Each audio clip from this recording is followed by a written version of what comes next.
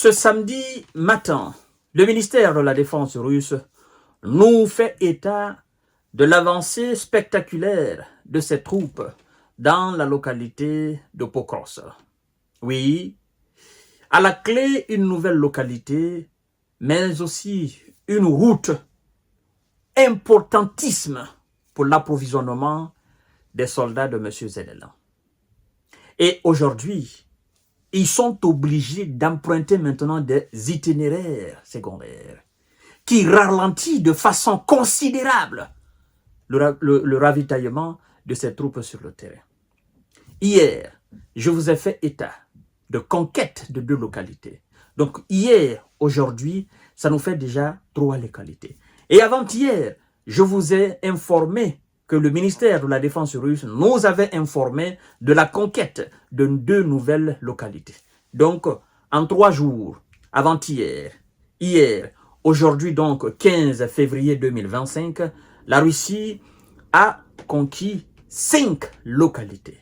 Et avec tout ça, les médias propagandistes vous font croire que la Russie n'occupe que 18% du territoire ukrainien. Je vous dis, nous sommes près de 40% du territoire ukrainien, dorénavant contrôlé par les forces armées de M. Vlado. Je vais vous dire exactement, mot par mot, ce que le ministère de la Défense vient de nous dire ce samedi. Mais avant de poursuivre le visionnage de l'émission, j'aime souvent vous rappeler, mesdames et messieurs, la répétition est pédagogique. Et n'oubliez pas, si ce n'est pas encore fait, de vous abonner à notre chaîne YouTube Kanteji Visionnaire, le vrai. Nous avons aussi une page que nous avons appelée le Géopolitologue, page Facebook, évidemment. Mesdames et messieurs, nous sommes sur les plateformes d'information et de décortiquage. Il faut diversifier et pour ne pas, voilà, parce que plusieurs fois, nous avons eu des problèmes avec nos différentes pages Facebook, ce qui nous a poussé alors à créer une chaîne YouTube, mais aussi nous sommes sur TikTok. Voilà, pour que vous soyez informés en temps réel.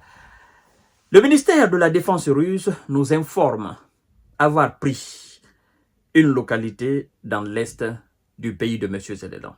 L'armée russe a revendiqué ce samedi la prise d'une localité stratégique et d'une route aussi importantissime dans l'oriental, dans l'oblast oriental de Donetsk, où ces troupes progressent lentement face à des forces ukrainiennes moins nombreuses et moins équipées. Et quand on dit moins nombreuses et moins équipées, je ne suis pas d'accord par rapport à cette expression, moins nombreuses. Je peux comprendre moins équipées, mais moins nombreuses, je ne suis pas d'accord. Vous savez pourquoi je ne suis pas d'accord? Depuis le début de leur incursion sur le territoire russe, dans la région russe de Koursk, mois d'août jusqu'à aujourd'hui, les hommes de M. Zelensky, ils ont perdu plus de 60 000 S dans cette région russe de Koursk. Plus de 60 000. Vous comprenez? Et dans la gueule de l'opération spéciale à l'est alors de leur pays, c'est qu'ils perdent en semaine, n'est-ce pas, en mois.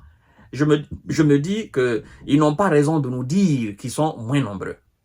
Dites tout simplement qu'ils sont moins équipés et ils sont moins stratèges par rapport à des gars beaucoup plus aguerris, beaucoup plus expérimentés et avec une stratégie très bien établie et élaborée qui leur permet d'avancer, mesdames et messieurs et mesdemoiselles.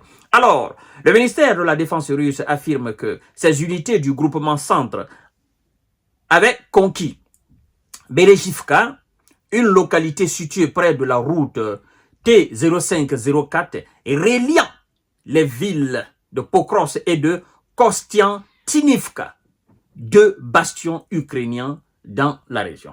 Et reliant, écoutez très bien, et reliant la ville de Pokrovsk et la ville de Kostiantynivka. Cette route, elle était capitale, puisqu'elle n'est plus sous le contrôle des Ukrainiens, c'est dorénavant sous le contrôle des hommes de M. Vlado. Elle était capitale pour l'approvisionnement des unités. Et aujourd'hui, elle est sous contrôle total, n'est-ce pas, des hommes de M. Vlado. Et ils avancent dorénavant vers la ville de Kostiantynivka. Et qu'est-ce qui se passe? Ils sont obligés maintenant de se frayer des chemins, ce qui ralentit considérablement l'approvisionnement des soldats sur le terrain. Je parle des hommes de M. Zelensky. Alors, mesdames et messieurs, Selon le site, le fameux site sorcier DeepStatMap, quand DeepStatMap parle de la situation, c'est que c'est déjà clos. Selon le site DeepStatMap, proche de l'armée de M. Zelenko, les forces russes ont déjà atteint, près de Bereshivka, un carrefour important sur la route T0504, en raison de l'avancée russe vers cette route cruciale. Les militaires de M. Zelenko doivent se rabattre sur des itinéraires bis, ce qui ralentit considérablement la logistique dans cette partie de la région. Les convois y sont aussi fréquemment visés par les drones de M. Vlado. Mesdames et messieurs et mesdemoiselles, la ville de Kostiantynivka, autre pôle logistique qui comptait 67 000 habitants avant le début de l'opération spéciale militaire russe en février 2022, voit aussi approcher de façon très inquiétante, effectivement, l'armée de M. Vlado par l'Est et la cité ravagée de Tchachiv Yar, où, effectivement, les hommes de M. Zelenko, de M. Vlado nous ont informé qu'ils ont déjà pris, mais que les hommes de M. Zelenko continuent toujours de contester. Ils n'ont qu'à continuer à contester. Nous avons vu la même situation à Bakhmut. Nous avons vu la même situation à Kourakov. Nous avons vu la même situation à Toretsk. S'ils contestent alors la prise de Tchachiv Yar, moi, je ne perds pas mon temps là-dessus. Je sais de toutes les façons que les Russes continuent leur bonhomme de chemin. Et alors, aujourd'hui, qu'est-ce qui se passe? L'Amérique qui a suspendu son aide à l'Ukraine, évidemment. Aujourd'hui, les soldats de M. Zelenko sur le terrain, ils crient, ils pleurent. Ils disent d'ailleurs que si les États-Unis sont fermes sur la suspension de leur aide, ben que eux, ils ne tiendront pas.